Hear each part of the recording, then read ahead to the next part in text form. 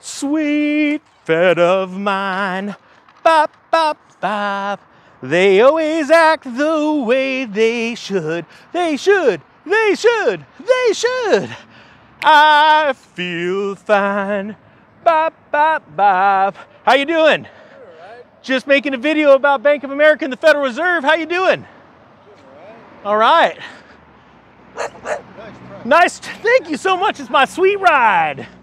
Hey everybody, Economic Ninja here. I hope you are doing great. Didn't expect that. We're gonna talk about Bank of America. We're gonna talk about the Federal Reserve and how you shouldn't think they're gonna move one way because they're probably planning on doing another. That's right. You know, ever since I started this channel, I started talking about cycles and how the street is usually wrong. Well, oh man, you're seeing it right now in all of her glory, my sweet ride. That's right, because right now, things are getting a little nutty in the markets. And to commemorate this, I haven't had this bad boy out in a while, and I decided to, she's been in the shop. She's been in the shop, she got a new accessory, the Fed bell. And here, let me just show you right now. It's just a little, every time the Fed does something a little wacky or is planning to, the alarm bell rings. And it says right here, this bell is to warn the central banks that the ninja ain't gonna take their BS. And boy, ain't that the case. Now, we got a story out of, we're in front of a Bank of America right here. It's a little awkward as people are trying to get their money out of the bank. You know, I guess that's gonna be really awkward one of these days, and they pull up and they're like, ATM no worko. We'll see how that works out for them. Anyway, no worries. Hey, all right, here we go. Bank of America says markets underestimate the Fed's next move. Now, what is the Fed's next move? Well, the Fed, everyone's expecting the Fed to pretty much stop raising rates and then immediately drop them. Why? Because they need some more of that monetary heroin. Just give it to me. That's why. Because, and that's right, because markets need to be juiced with cheap free money. You see, without cheap free money, markets can't go up. If all of a sudden things get tight, like what's been going on with quantitative tightening, well, you can see what's going on. Housing starts falling, the consumer gets broken, everything goes to crap in a handbasket right then and right now. So here we go. Again, Bank of America says markets underestimate the next Fed move. Markets are currently pricing in a pause in the Federal Reserve's interest rate increases next month, a move that will come before the central bank is forecast to cut rates twice before the end of 2023, according to market pricing. Isn't that funny? The market's like, hey, the Fed's gonna cut rates. Don't worry. And I agree with the reason why they think that. Why? Because a lot of these market analysts understand the market's completely collapsing. All around me right now in this town, there are empty storefronts. As a matter of fact, there are stores that are still full, yet they are void of customers. Walmart and all these companies like Lowe's are coming out and saying, Walmart's saying, hey, you know, our grocery sales are doing great. It's because they're stealing, you know, customers from other places because they're cheaper, right? But hey, our discretionary spending stuff, that's not doing so well. Home Depot's coming out and saying, hey, you know what? People aren't just building new projects now. As a matter of fact, they're still they're remodeling, but really it just seems like the necessities are being sold in our home do-it centers. And so it's true, the market is broken. And so a lot of these analysts go, hey, that means the Fed's gotta drop rates. Well, no, the Fed doesn't have to. And this is why, because the Fed still hasn't gotten control of inflation. You see, everyone's cheering that inflation is a little bit less than was expected, but it's not a negative number. It's still a positive number. We're still in the 5%. Everyone is cheering. We were expecting 5. We got 4.9% inflation. Yeah! Can you imagine like 20 years ago or 10 years ago that I would have told you that inflation, the government official inflation rate, let me know in the comment section what you think about government numbers, would be 4 or 5%, you would have laughed at me. Honestly, laughed at me. As a matter of fact, we haven't seen inflation like this since the early 80s, late 70s, and it's going to get worse. So that means the Fed has to keep raising. On top of that, the world's walking away from the dollar. And so the Fed knows that, which means they've got to be able to give them a little bit more of a rate of return as an incentive, a kick in the pants, to keep those dollars in their banks, all right? So that's why the street's wrong. I understand their rationale, but they are not seeing the big picture. Maybe they need to watch the ninja. All right, here we go. But a new report rates strategies at Bank of America Global Research out Thursday suggested this pricing means one of two things. Either the Fed rate hikes aren't over yet, or cuts will be deeper than markets expect. How do you like that? Talk about a fence sitter right there. Well, we've got a serious conclusion. Either they're not done raising or they're gonna lower. Like, wow, you went to college for that. Solid work. You're like the worst weatherman ever. Historically, they say, the market tends to underestimate actual Fed policy ahead of both hiking and cutting cycles. That's right. That's why we're here, guys. This is why I started the channel. This is why I don't mind showing you my sweet rides. I don't mind. I get it's a little braggadocious. You know, not everybody's got one of these sweet bad boys, but it's really the point to just try and attract people. You know, I just want to, you know, it's like the Lambo thing. You know, anybody could drive a Lambo, but woo! And honestly, sometimes we've got to call an emergency, right? What? That cheap China crap doesn't even work. I need a real mic.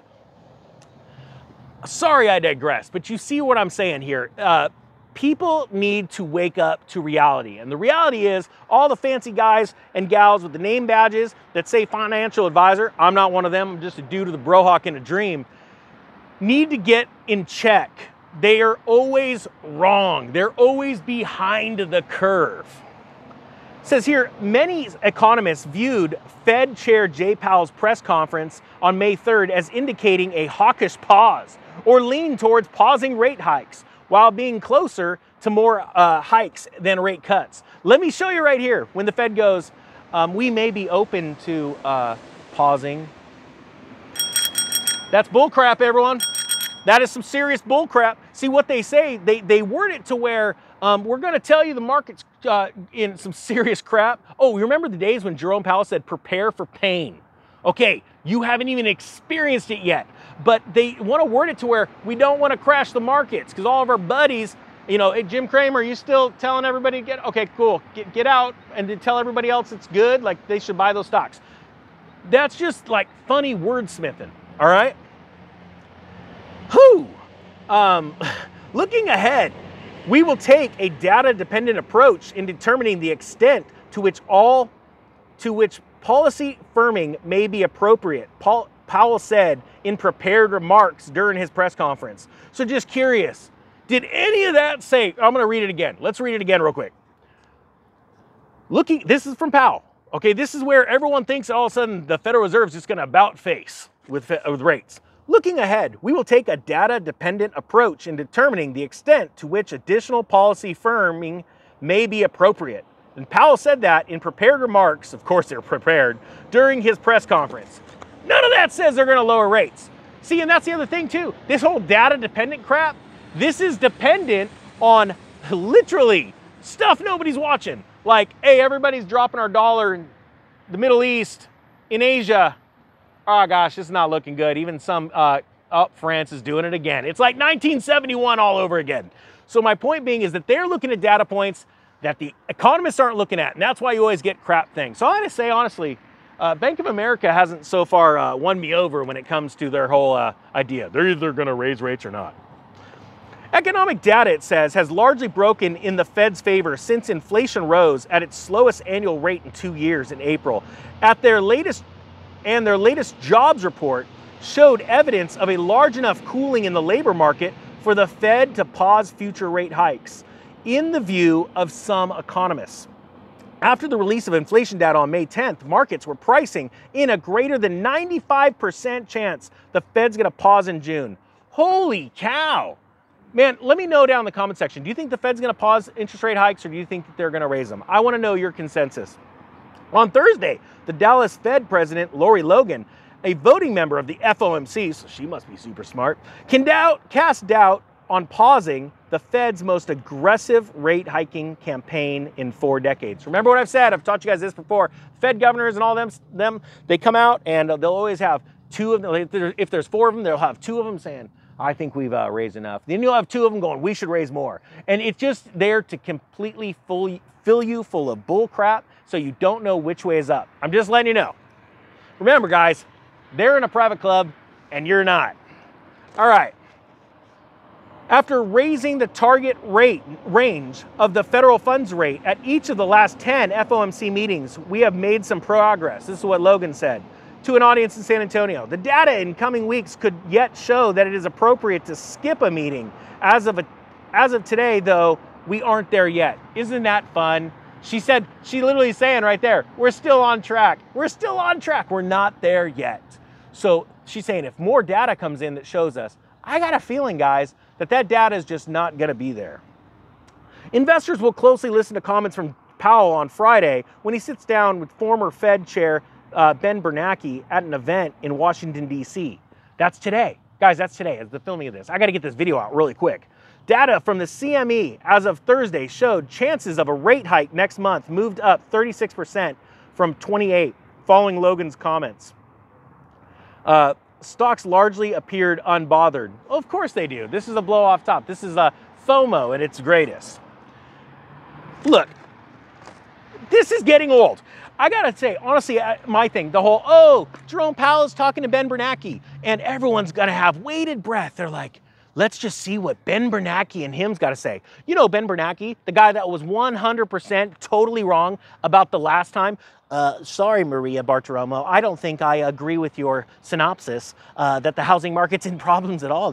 We've stemmed the tide and fixed everything.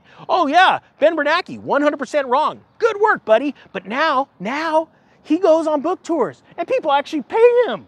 They're all woke. But my point being is that you literally, to even say everyone's gonna be waiting with bated breath to what Jerome Powell is saying, that just shows you that 90% of the market is completely wrong all of the time. Look, guys, become your own bank. Get out of debt, have savings and cash, loan money to yourself, loan money to others at an interest rate, become a bank. That's not financial advice. I'm not a financial advisor. I just want to motivate you to be the greatest person you've ever been.